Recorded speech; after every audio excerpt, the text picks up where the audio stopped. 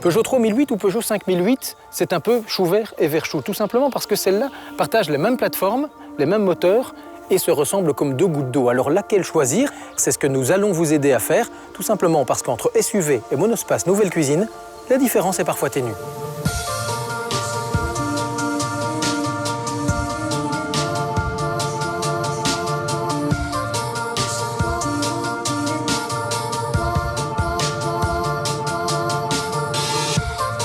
La taille, c'est précisément ce qui différencie les 3008 et 5008, car ce dernier conserve quelque part ses gènes de monospace en mesurant 19 cm de plus en longueur. Une différence qui a l'avantage de proposer un espace habitable beaucoup plus généreux et jusqu'à 7 places à bord, ce qui évidemment change tout.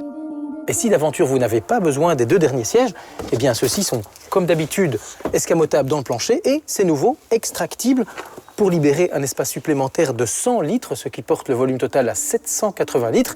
C'est 260 litres de mieux que le 3008. Et ce n'est pas tout. Le second rang du 5008 est aussi beaucoup plus facile à exploiter que celui du 3008. Il y a déjà 6 cm de plus pour caser ses jambes par rapport à l'ancien 5008, tandis que l'on dispose aussi de 3 sièges individuels plutôt que d'une banquette. Et comme ils sont de surcroît coulissants, question modularité, le 5008 remporte le match haut la main. Que ce soit à bord du 3008 ou du 5008, Peugeot propose d'office le iCockpit qui, cette fois, est combiné à un affichage entièrement digital.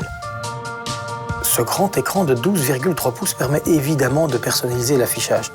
Une originalité toujours accompagnée du petit volant, mais qui est aplati ici sur le haut et sur le bas pour parfaire la visibilité sur l'instrumentation, mais aussi sur la route. Comme sur les autres Peugeot, le volant tombe toujours un peu bas, mais c'est nettement moins gênant ici, de sorte qu'on obtient une position de conduite beaucoup plus naturelle. Voilà qui respire la modernité. Cela dit, il n'y a pas que cet iCockpit qui confère une ambiance haut de gamme. Tout le reste de l'habitacle présente lui aussi une finition soignée qui offre à ces Peugeot un statut nettement supérieur. Dommage par contre que ce soit désormais ces formes qui priment sur la fonction, car ce qu'on a gagné en qualité, on l'a perdu en aspect pratique, notamment pour les espaces de rangement qui ont été réduits. Les 3008 et 5008 vivent avec leur temps pour le multimédia et les connexions en tout genre. On y trouve les protocoles Apple CarPlay et Android Auto, tandis qu'il existe aussi un point Wi-Fi et un assistant de trafic fonctionnant en temps réel. Nouveauté par rapport aux autres Peugeot et Citroën qui utilisent l'interface du groupe PSA, ce sont les interrupteurs à bascule présents sur la planche de bord et qui permettent d'accéder beaucoup plus rapidement au menu. Pratique, tout en étant aussi un joli clin d'œil à l'ancienne 3008 qui présentait déjà cette idée. Sur la route, il n'y a pas de grande différence entre 3008 et 5008. Tout au plus, la 3008 se montre-t-elle un peu plus vive du fait d'un poids inférieur et d'un empattement réduit. Mais globalement, le compromis confort-comportement est idéal dans les deux cas, sauf peut-être à vive allure où on manque un peu d'amortissement. S'agissant de la même plateforme, nos deux modèles recourent au même moteur. Parmi les plus intéressants, il faut citer en essence le THP de 130 chevaux qui se montre diablement efficace malgré la taille et le poids des engins.